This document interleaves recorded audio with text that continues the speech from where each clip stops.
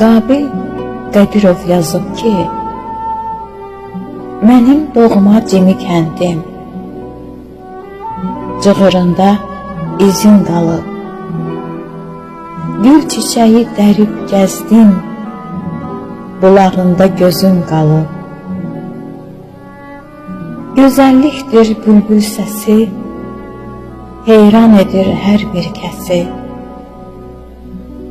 Əlimdə bir gül dəstəsi, yaylağında sözüm qalıb.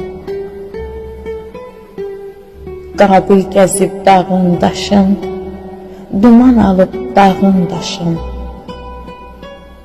Çox olub könül sirdaşın, ocağında közüm qalıb.